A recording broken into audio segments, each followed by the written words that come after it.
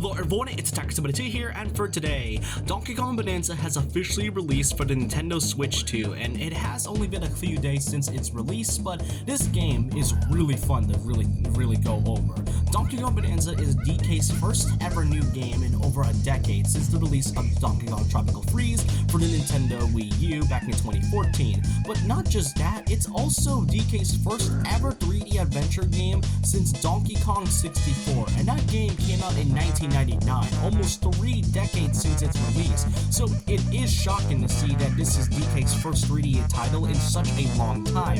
However, the real question is that with all the hype that has been surrounding Donkey Kong Bananza since its announcement earlier this April, the question is DK Bananza truly worth all the purchase for both the Nintendo Switch 2, and is it really worth the $70? Because yes, this game is $70, $10 less than Mario Kart World, and some say that this game feels way more fitting as the launch title, but in this video I will be reviewing a lot of what DK Bananza has to offer, from the visual and presentation, the gameplay, and all the miscellaneous things. I will note, however, that there is going to be a major spoiler that I will be talking about, and I will let you all know that and basically tell you the timestamp on where you're gonna skip. But overall, I hope you guys enjoy this, and let's get started on reviewing Donkey Kong Bananza. Is it truly DK's time to return, or do you think it's best to wait for a while?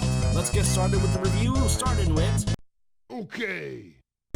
We got ourselves the story, which is usually important when it comes to making platformer titles. So Donkey Kong here is trying to find bananas, go figure, and during his time in an area known as Ingot Isle, a mysterious adversary came along and stole a lot of the gems and bananas that was shown inside the cave. And during the process, DK awakens and suddenly finds this mysterious purple rock, which turns out, as he learns, to be none other than a kid version of Pauline, who serves as Donkey Kong's partner throughout the entire story. And Pauline being here is a really great surprise, given that she has been making a lot of appearances ever since her big introduction in Super Mario Odyssey. So seeing Pauline here is great, and I really love the dynamic between her and Donkey Kong. It kind of gives me so many vibes of either Sully and Boo from Monsters Incorporated, or Wreck-It Ralph and Vanellope from, well, Wreck-It Ralph. That's pretty much the vibe that it's given me.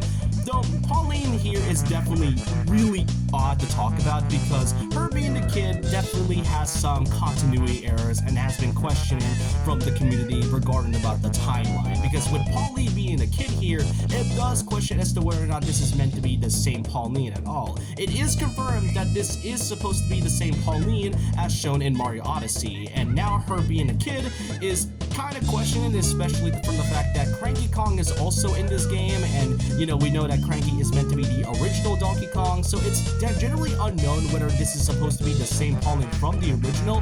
Though weirdly enough, Pauline does mention a character which is indicated to be her grandmother. It's uncertain whether that's supposed to be the same character that Cranky Kong kidnapped back in the original arcade version.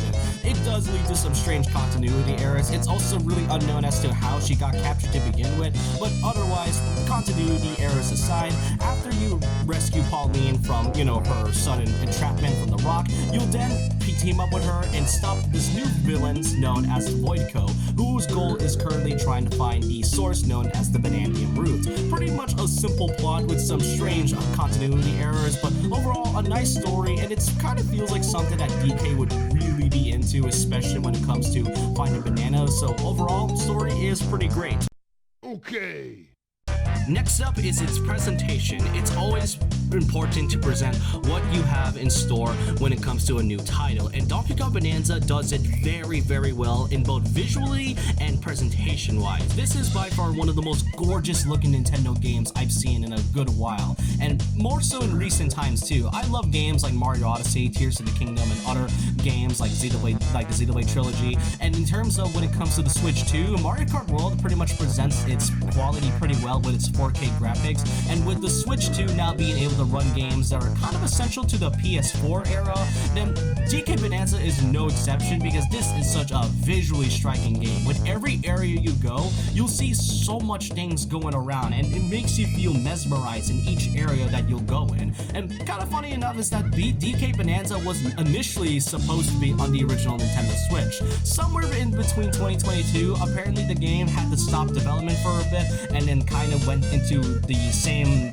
development to the Switch 2 as it stopped at around 2022 and went from the graphics from the first Switch and then went to the second version of the Switch 2. And as you can see from the photo right here, you can see a few differences from the quality and the visuals. The first one shows a little bit more of a different UI and has kind of lesser detail, but the Switch 2 absolutely ups the ante by adding so much more detail to the areas and a different UI all in all. And really, it's all because of the game's developer, that being Nintendo EPD and 1UP Studio. And if that name sounds very familiar to any of you, then don't worry, you are not wrong. This is indeed the same developers as the same ones for Super Mario Odyssey, which, to be fair, I think it was pretty obvious that this game feels very similar, or if anything, identical to Mario Odyssey in terms of its visual and gameplay. Since this is made by the same developers after all, Donkey Kong Bananza already feels like it's Mario Odyssey coded, that it felt no surprise that these were being made by the same developers as Odyssey. But it's great to see them now working on Bananza, and to really see this kind of makes me feel like this is supposed to be like a predecessor to Odyssey 2, but I'll get to that in a pretty good moment. What's also great is the music. I love the music in this game. Donkey Kong is usually really iconic when it comes to its musical instrument, when it comes to its musical scores, and Bananza is no exception, but it's all helped with the voice of Pauline, who, funny enough, is the only character in the entire game to just be fully voiced and can talk properly, while the other characters are just either grunting and making noises. That I just find really hilarious. But interestingly enough is that she is not being voiced by Kate Higgins, who usually voices Pauline since Mario Odyssey. Instead, she's voiced by Jenny Kidd, who provides the voice and singing tone for the entirety of Bananza. So good job on Jenny Kidd right here for voicing Pauline and to make her feel alive, as well as make her a dynamic, and with her and Donkey Kong feel more natural as it is. So visually and presentation wise and in terms of music, it is great to see. But now we get to the most important part of Donkey Kong Bananza, the gameplay. Okay. The gameplay is going to be the longest portion of this entire video, so just keep that in mind, but the gameplay is always an important thing, and I think the way they did it with DK's first 3D game in over decades and all, I think they did a really good job with this one. The main benefit and main mechanic that Bananza is usually seen throughout the entirety when you start is its destruction. There is destruction basically everywhere, as DK's most simple moveset is just him punching literally anything he sees with his bare fist. And I think the way they do it is so fun and satisfying. It is great. With each attack and punch you do with DK's moveset, it causes so many types of destruction that it just makes the game all in all fun in general. And with the help of Pauline, it makes this even better, as she can also help search for different collectibles, which, yes, this is a 3D collectathon, which, which I don't think DK hasn't had in a good while in terms of a 3D title. And really, as you go throughout the game, you'll see that there's like different layers, and with each layer there's always a new world that introduces you to new mechanics and new types of things that you can do with Donkey Kong in general. Now, there is a lot of collectibles that you can get from this game alone with the help of Pauline. Now, as you go through with DK's different movesets, you'll be able to learn new moves along the way, but one of the main collectibles that you'll get are gold. I mean, it's pretty obvious. It's the essential, currency that Bananza has to offer, and the equivalent to Mario Odyssey's coins, and I guess in DK's case, the equivalent to DK's bananas and all that. So gold is essential. It is seen nearly everywhere whenever you destroy things. So don't be afraid to punch anything, whether it's mountains, floors, or just any hidden areas that you can find just to get gold. And trust me, you'll get a lot of gold. There's no limit as how many times you'll get gold, and how many punches that you'll throw. You'll always get a lot of gold no matter what. But then there's the two most important collectibles, that being the Banandium Jams. And this is essentially similar to Mario Odyssey's Power Moons, but instead of simply doing that to power up the Odyssey, instead the Banandium Gems actually gives you one thing to Donkey Kong, that being skill points. With each 5 Banandium Gems that you'll receive, you'll be able to get 1 skill point for each time, and whenever you get a skill point, you'll be able to update the skill points that you'll have for Donkey Kong's moveset. moveset, which can either give him a much better moveset, whether it's giving him better health, better punches, and all in all, just different mechanics that'll make him more powerful than ever. So make sure you'll find a lot of these Bananza gems, because they are seen almost everywhere, and sometimes they are hidden too. So make sure you also use the sonar clap, as you can find many different hidden areas that you'll see throughout the entire game. There's also these banana chips, which are mostly just like purple coins, except they're just kind of there to trade with Bananza gems, and that's just all I could really say about it. There's also music discs as well, which are pretty difficult to get in your first playthrough unless you have the Donkey Kong and Pauline amiibo, which I do not have, because I am not spending $30 on an already expensive game that it is. But you will be given the Diva dress as well, which can increase the appearances of music discs, so that is pretty cool. But overall, those are like one of the few collectibles that has to be mentioned. There's also the fossils as well, and fossils are also seen literally everywhere in any area that you're in. No matter which layer you're at, just always make sure to find these types of fossils. There's usually the main fossils, which are a lot. There's also a few second fossils, which are larger but not really. But then there's the big fossil, which can be found in nearly anywhere. It's pretty hidden as well, so make sure you find that whenever you go.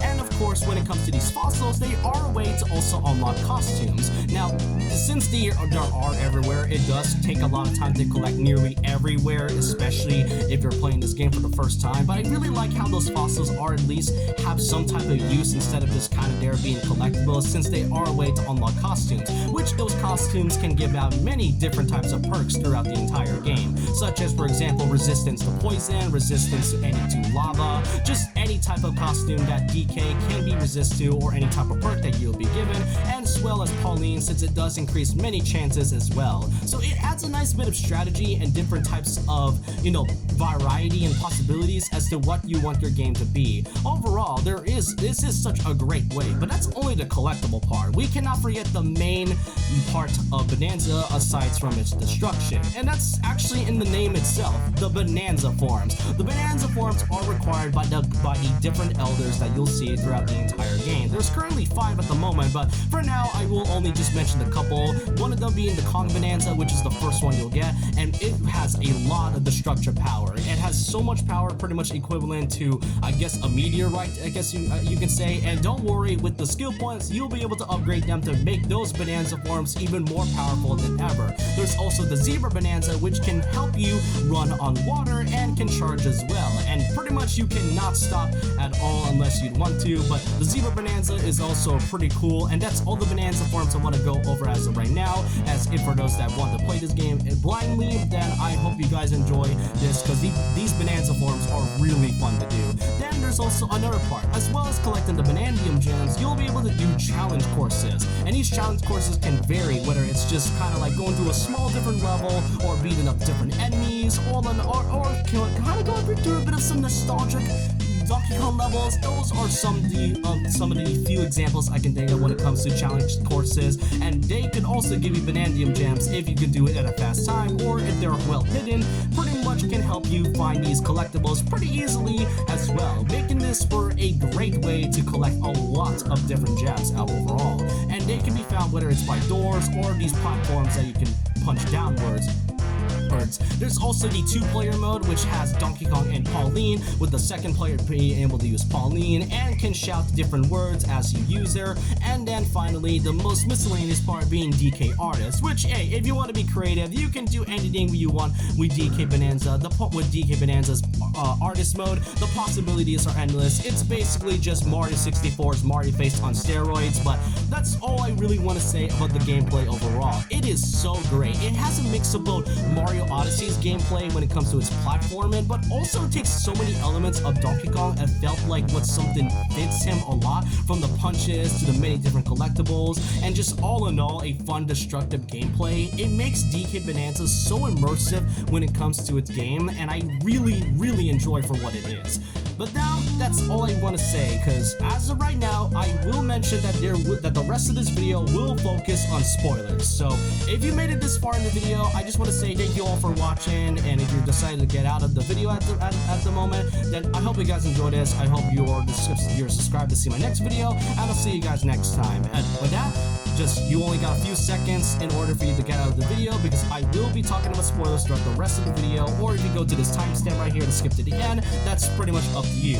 So I'll give you a few seconds, and that's about it. So can we talk about the final boss? The way the final act goes is such a great way to build up to what we have been going through the entire game. Pretty much digging all the way to the planet core and such. You'll then face Void Kong one last time for one big final fight, and then simply once you defeat him, he stops DK and Pauline for a brief second before Pauline then sings the song that was shown from the direct trailer, and that right there is so beautiful, all thanks to the voice that was provided by Pauline's actress herself. And then when Void Kong then proceeds to steal what seems to be the Banandium roof, suddenly, and the biggest surprise of them all, we got ourselves the one and only, the king of the Kremlings, King K. Rool, has finally returned after 18 years being absent from the DK franchise in such a long time. It is great to see K. Rool finally return, and I just love the fact that they kind of explain as to why K. Rool was absent for all these years.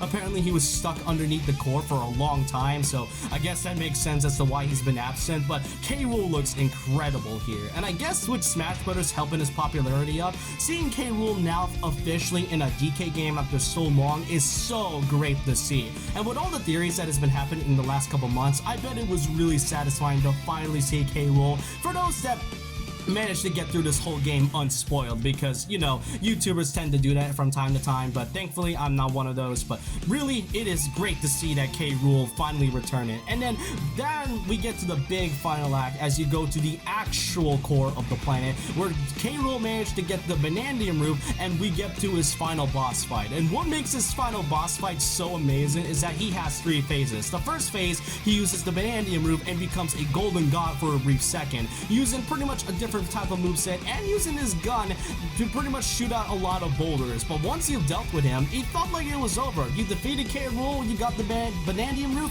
route, and then you just kind of go all the way up to the surface, as well again as DK and Pauline's wish. However, all of a sudden, K. Rool then suddenly returns, pretty much a pretty similar vein to what they did with K. Rool's final boss in the original Donkey Kong Country. They really went all out with the references, which I have neglected to talk about the entire video because there's like so many references in Bananza that I can only talk about one of them. But the fact that K. Rool's second phase straight up is a second fake out like they did with Donkey Kong Country is so funny, and really shows that Nintendo EPD and 1UP Studio really checked their homework as to what makes K. Rool's return so great. And then after you went through that second phase and then all the way up to the surface, you'll then get a new rendition of New Donk City, which yes, this does confirm that this is indeed the same Pauline from Mario Odyssey, which again, those continuity errors are definitely questionable at best. But once you made it to New Donk City, K. Rool is up there, and then you get to the very high top of some type of an arena, and then K. Rool now has the Banandium root again, and then straight up becomes God again, literally a monstrous god right here. And then using all the different Bananza forms that you've mustered throughout the entirety of your journey, with K. Rool using his rotten powers in order to stop DK. Once you fully defeat him, the fight is fully over, and that is the end of K. Rool's reign once and for all. What a final boss! The fact that they managed to not only surprise us with the return of a very well-liked character from the series, but to also give him 3 phases pretty much akin to what he had in the original Donkey Kong Country, while also giving him a god form at the same time, is best of all just fan service at best. And that right there is how Donkey Kong Bananza fully ends, with Donkey Kong going back into the underground just to fulfill his wish, while Pauline goes on to work for her own wish. Now, as of right now, there is actually post-game content, which I will not talk about further on, but this is such a beautifully well done game. By far, if not one of Nintendo's best 3D platformers in a good long while. I love Mario Odyssey and I love different types of 3D platformers, but something about Donkey Kong Bananza feels so special. It felt like after 10 years of no new DK game, it felt like this was the developers' way of saying that, hey, sorry, we haven't made a new DK game in a long time, so here's the best we've gotten, and they absolutely cooked. This is one of the, if not the best Switch 2 game we've had at the moment, and if the other games are pretty much great or good at best, then I would safely say that Donkey Kong Bananza is pretty great and an amazing game, which I will give this score a verdict a 10 out of 10. If anything, this is a game that I would be deserving of Game of the Year. This is a game that is such a must-have. If you are a fan of Donkey Kong and are a fan of 3D platformers, please get this game. I know the pricing is a little bit much, but once you get enough and have the time to do so, get Bonanza. It is definitely not a waste of time. It is an amazing game. I hope Nintendo has more plans for Donkey Kong in the future, and that's all I really want to say. I hope you guys enjoyed this video on my review of Donkey Kong Bananza. Let me know what you all think in the comment section below. Do you think this is DK's best game in a long time, or do you think there are other better DK titles as well? Let me know your thoughts and opinions down below about this. And so with that, leave a like, comment, subscribe, hit the notification bell for more videos, follow my Twitter and Instagram, and I'll see you guys next time. And remember this, once a legend, always a legend.